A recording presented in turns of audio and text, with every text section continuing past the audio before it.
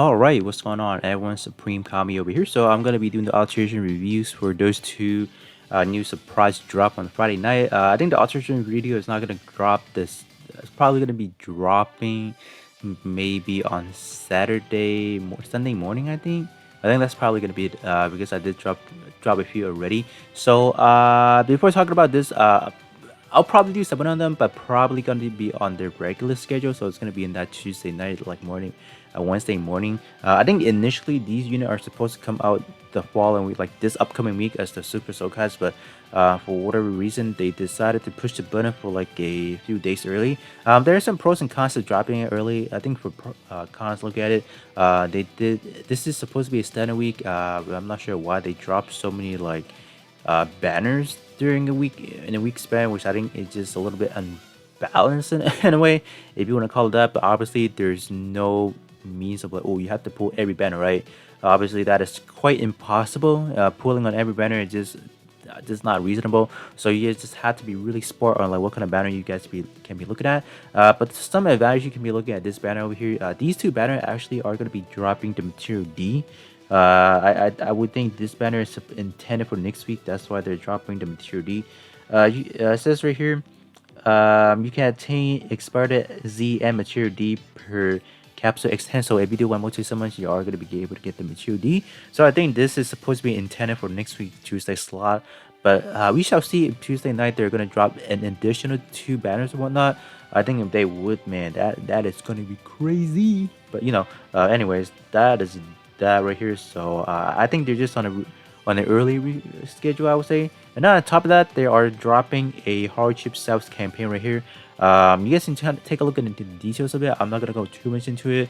I'm not gonna give you any suggestion or like buy or not. I'm just gonna this is just letting you guys know there's doing something like this, because I'm pretty sure not a lot of people like read line by line of the like on the notice page. It's quite a lot just to be reading on this. But this is something I do want to let you guys know.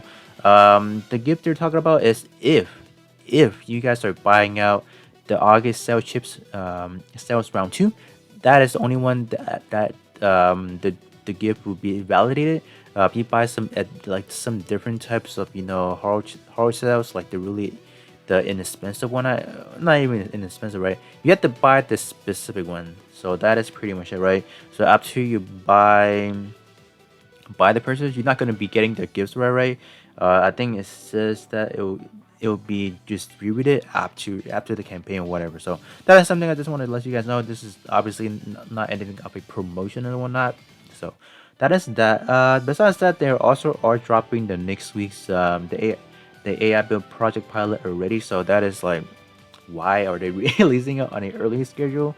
There is something I do want to talk about in terms of like what is the advantage of it. So let's see, right? So let's say these two units right here, the Livelance Heavens and then the Archkingdom over here, or something that, oh, I like them or whatnot, and you want to do some summons on them. What you can do hypothetically, right? With the material D you summoned it for, you can come over here. You can exchange for some material. So with the material D, you have let's say you have extras.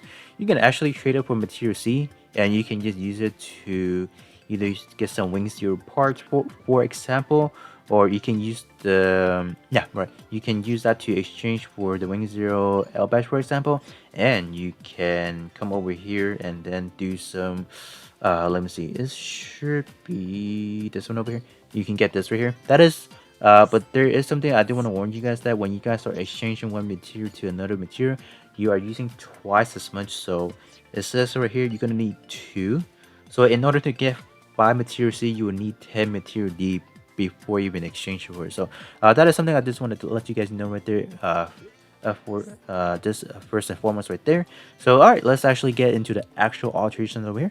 I don't know if I wanted to be reviewing both at the same time. Probably gonna split it up, because we are kind of on an early schedule, so I don't really have to crunch like talking like because usually when I do these kind of alteration video, they get up to length, so I'll probably split them up so they won't be like a 30 to 40 minutes long alteration video. So I think first and foremost we'll go to the Livelance Heavens. I think because with the the Gundam Breaker Battlogue. I think that's probably the most interesting one to be looking at. So I did also do a video just me reacting to the promotional video they have dropped. And quite surprisingly, every unit that they said is gonna release in the gun platform is actually gonna be in the Battlogue. That's something of a surprise right there. So I do think eventually all those units will make it into game, even like the recolored it, a straight red frame, the wing zero, the GAP custom. I think all of them will eventually make it into the game. But I do hope that they're not gonna be in a form if it's super Sokai, because they're not the most hype, like, right? Like, would you want to summon? Maybe I'm wrong. Like, maybe there are some big fans of the the GOP custom. Me personally, I'm maybe not the biggest fan, but I don't know if would people summon for the GOP custom as the Super Sokai, right? Obviously, the wing Sky Zero, I think I would, but I would rather have them just come up as a standard format. I would say even this week, right? Even the upcoming meet, they're dropping the Gundam Livelance Heavens and then the Jig Arch Gundam. They're not the most highly anticipated, I would say. Maybe for the Livelance Heaven, but like for Arch Gundam, it's like what? If you guys don't know, the Jig Arch Gundam is actually from the double V series. It's probably from like a MSV type, so I think it's coming off from like a manga series, if I recall. Do let me know in full details of that. I think that is what it was. It's more of like I think it's variation. Just like we have the full saber double quanta, your double seven sword. I think it's from those in terms of like the variation type. So that's why we have that. Me personally, I did not know there's a different type of Arch Gundam to exist. So I'm like, whoa, they're dropping another one. So that is that. If you guys are not the biggest fan of these two, obviously, if you ask me which banner is best to summon on, I can tell you two different stories. I think one is more of like a or you guys of a performing player. That means are you guys the type of players that I want to go in with the highest stats. I want to be able to do the most amount of damage. I want to have the best trade possible in game. If you guys those type of the players, I would say you're gonna have to be summoning every week, because every week they're dropping because what they're trying to do, they're starting to phase out the older generation Sokai parts. I'm talking about those 30 to 35% ratio part trade, because these over here, they're dropping double 40% trade on the spot. So that's why I say if you guys are a performing players, I think these are something you must have. But if you guys are casual player, this game is more of like, oh, I want to summon for stuff that I really like. Then it's your choice, right? If you don't like any of these two units, skip it. There's no problem with not summoning, right? That's why I say they're always I'm gonna give you guys two direction, I guess, or two kind of path. If you guys are performing players, these are definitely you must summon. If you guys are a casual player, just summoning for casually the stuff you would like. If these are not something you like, don't summon for them. I think that's the most clear answer I can give you guys. What is the best? I think what is best is what you guys can actually summon for. I know as a pretty player, like saving up for hard chips is like kind of hard, right? So that's why someone what you like, or if you guys are players who like to do the most amount of damage, someone for every week, because every week there's always some better parts, right? So that is the only advice I can be giving you guys right here. So in this video, because I have been ranting for around 8 minutes already, so we'll just be doing the Livelance right now, the Livelance Heaven, and see what we're looking at. So we only have 6 parts, so I don't perceive this video to be extremely long on top of the alteration video. Obviously, I will have the stats on the right hand side per usual, just to rank them where they are. That's what I usually like to do. I think this right here will give people a good barometer of like where it stands in terms of like new unit coming out. So that's why we're doing that. Alright, so let's see what the parts is looking at like over here. I think the actual unit, the Livelance in game, in terms of like the 3D model, is not the most outstanding. Like, I don't know, it's just kind of me, or maybe just my phone quality wise. Like, it's not picking up the best. I don't know. Like, do let me know. Like, in terms of the stat right here, you're looking at 5,000 with the conversion gear, the 30% change gear, and all that good stuff over here. So, not bad. Like, in terms of just looking at every one of those parameters right there, you are looking at pretty high defense right there, like pretty good melee attack. I would say that's a low balling it for like a melee type unit. This one is gonna be like a heavily melee type unit. Obviously, with those tags, you're looking at high mobility and close combat right there. A versatile trait, nonetheless. Close combat is always going to be nice to have. At least they're not giving it like a Gundam type right here. I think later on parts they do have Gundam type, which is something inevitable because they can't give it a pro tag, right? This is who's the one piloting the Livelance is that Toma, so he's obviously not the main antagonist, right? In terms of part rate, this one has over here is the double EXQ power boosting over here. So essentially what you can do with this part, you can put this on either build because EXQ does not diverse between, can you do melee power or shooting power? So any melee or shooting EXQ will be able to take advantage of that. So in the hypothetical world, if you do want to build a dual type build, both melee and shooting, I think these are the type of parts you want to be looking at. You don't want something that is only specific to like melee power increasing or shooting power increasing, because if you guys are using the opposite ones like melee power or melee EXQs, you're not going to be getting that benefit. So this one is good for dual type build, obviously. What the condition is over here, you have to be using a last category melee weapon over here. So I would say this is the only downside, I guess.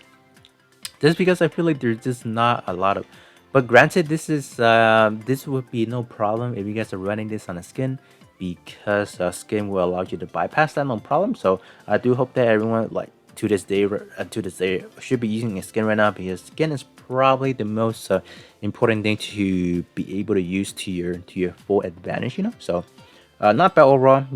Not bad overall. I think, wait, are they just copy and paste in terms of condition? Just the below one is a little bit better. Yeah, I think that's what it is, to be honest.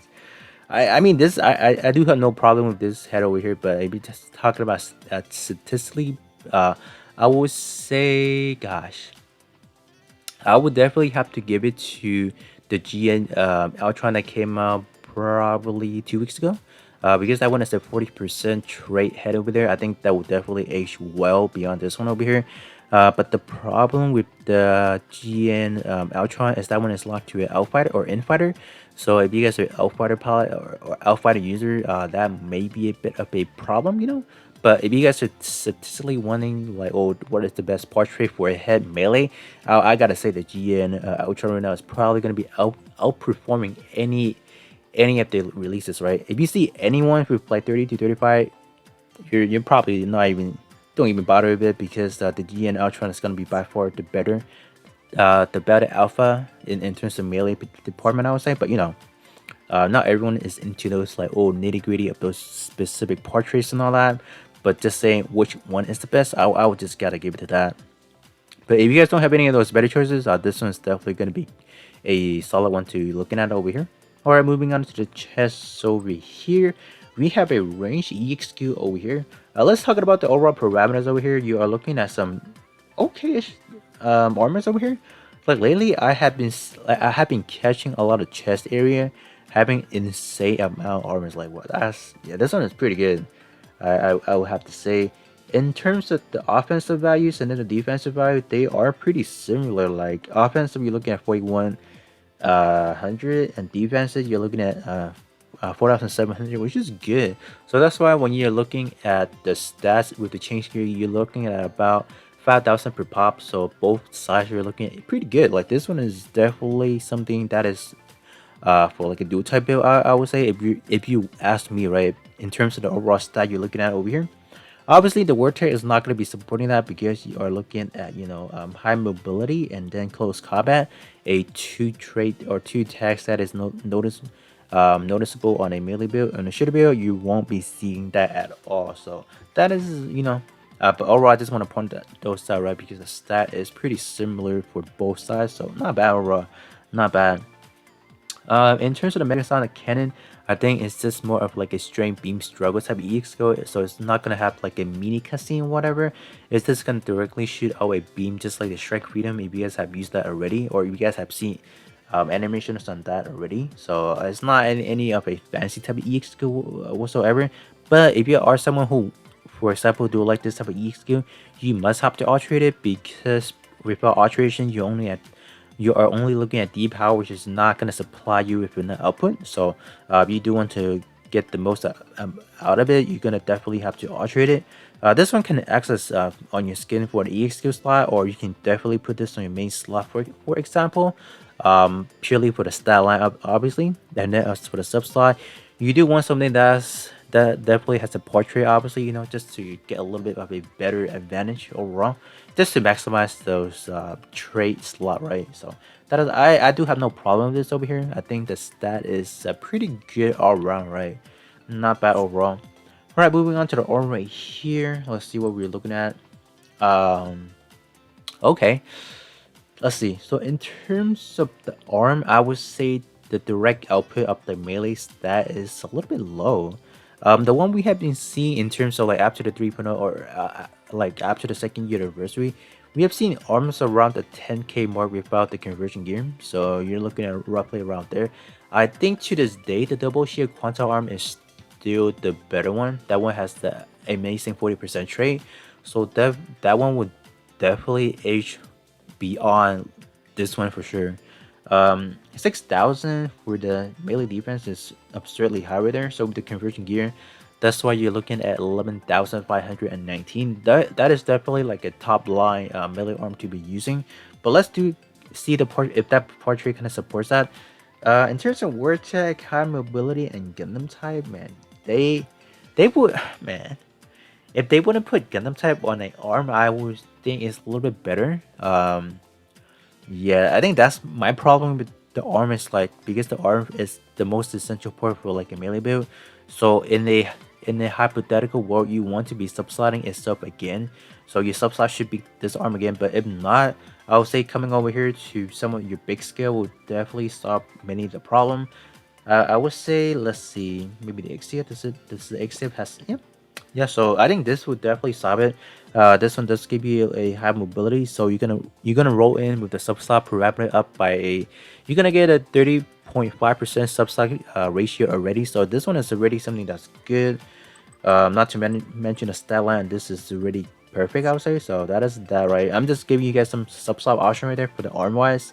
Just because there is a Gundam type, which I don't want or like in a melee build, obviously. The L strike will work obviously as well. You do have close combat and high mobility, so you can get rid of the Gundam type and slap yourself with that. Close combat, no problem. So those are just a few options you guys can be looking at. Obviously, there's tons of big scale alteration we have nowadays, so feel free to check out the other ones just to see which one match your scenario, right? So, all right, let's go back over here. So in terms of the portrait, I have not looked at that yet. So let's see what we're looking at. Okay. So this one is scoring out of the different directions. So normally just me personally, I guess, I shouldn't speak for everyone obviously. Me personally, I like double power boosting, so I would rather having like a melee power reduction. I would take something along the line of like, oh, melee power boosted by 30%. I think those are the one I typically go for. But if you are someone who likes to do like, oh, enemy power reduction, or like a just all in general reducing your enemy power wise, EX skill, all that good stuff, I think this one is definitely going to be something you're looking for. That will is going to be suitable for your build. I think this right here is just more of like a different opinion from player to players, depending on what kind of playstyle you are. If you guys are someone who likes to reduce your enemy power wise or whatever, I think this one is definitely going to be something you can be looking for, because you do also get EX skill power boosting when you are using some beam weaponry. So namely your EX skills. I think that's something you want to be looking at right there. So all in all, if you guys are someone who likes to do power reduction, this one is going to be it. But if you guys are someone who wants to do all out good damage or whatnot, this arm right here, we're not going to be doing it for you right here. So that is just that. I'll let you guys, that is going to be up to you guys right there, whether or not you need it. Me personally, I would definitely skip out on the arm because it's not a double power boosting wise and all that. So that is that. All right, so we're gonna jump into our first leg with a 40% trait right here. In terms of the stat line, this leg right here is currently next to, or is ranked number 1. Next to that, we have the Jake Arch Gundam, which I will not go over in this video. It will probably in a tomorrow's video, just to not make this video extremely long. If I were to do both Alteration review right now, this will probably come up to like a 40-minute video long, so not doing that. This leg right here is currently the best leg you can be looking at right here. Stat line is going to be perfect, almost coming into 6,000 digit right here. Shot attack, obviously not something to be looking at over here. Great word check right there as well. Close combat and high mobility, that's really something you can kind of do some mix smash and whatnot. Maybe get rid of high mobility to get pro tag, you know, or high firepower, for example. In terms of this condition over here, I would say this one may be a little bit too rigid, a little bit too restrictive, because two things they do require you to do right here. First and foremost, you have to be using an infighter job. If this is the bare minimum you cannot satisfy, this would completely ruins it. So if you guys are not someone who can manifest an infighter melee suit, I would say maybe try, because like I said, the GN's Ultron head actually is the infighter, so you're looking at a trend of infighter curling. So I would say give or take maybe many months later on, they may release 40% trade for outfighters specifically, so you guys might have to wait on that. But just for the time being right now, I think if you guys are able to switch to infighter or is running infighter, this trade will definitely work out for you right there. But in terms of the second condition over here, you have to be using a lance category melee weapon. I would say if you guys are someone who uses a skin, that is no problem, obviously. But let's say in conjunction with your 18 portrait, for example, one of your other portraits says, you know, oh, you have to be using a saber category melee weapon, for example, or a do type or a do saber melee weapon category, for example, right? I think that will definitely be a problem there. Problem right there. So make sure when you guys are checking your list of portrait, make sure you don't have anything that is already of a, you know, restriction to what kind of melee weapon you have to be using, because this one specified you have to be using a lance category. So it's gonna be this little icon right here, this little spears looking at lance typing image right there. So that is something you're gonna have to keep in mind before you can activate this 40% trait. Base level 1 is going to be a 25%, so that is like well beyond anything up the older generation. Man, I recently just fully upgraded my double quanta leg to a level 10, and that is of the older generation. So I can't believe I just maxed it out and have to replace it already. But you know, it is what it is, right? These new generation is probably gonna be the new face of this game currently. But like I mentioned many times already, there's not a real competitive nature in this game. So even if you don't pull these 40% trade, there's no problem, right?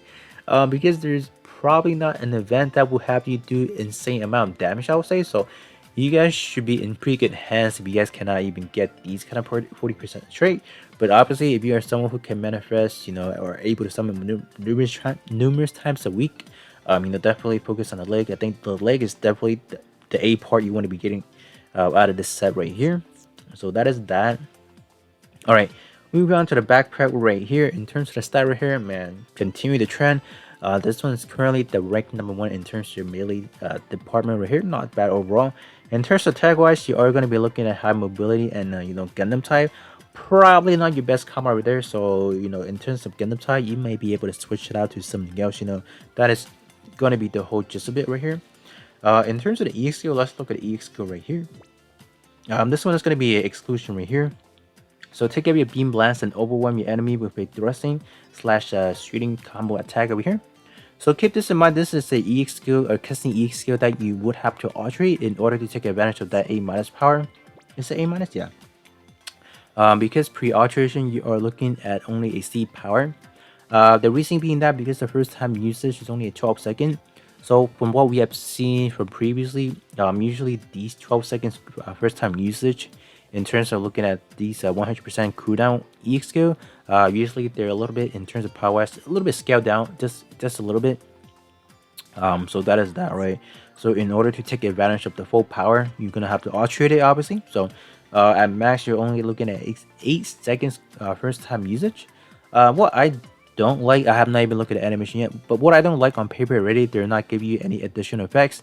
Not even like a health recovery, not even like a, you know, melee power boosted to your squad whatsoever, not anything. So if that is the case, I will completely skip out on the EX skill right here, just because there's tons of these backpack EX skill already that packs tons of like effects already. So that's just my opinion. Do let me know if you guys think, oh, it's no problem, you don't need additional effects. But me personally, I do care about, you know, the overall, like how supportive my EX skill is. because most of the cutscene EXQ does support your squad in terms of like squad healing, squad melee slash power boosting, or even sometimes just to yourself, you know, power or speed increases. So I do take those little bits of types of different effects into consideration. So I think this one is definitely not going to be something I will alterate myself. But you know, if you guys are purely looking at the stat line over here, definitely this is something you would alterate. Just for the fact you won't be running this as your EX skill, I will have to assume, because you're not getting any additional effects, which is just not good or wrong.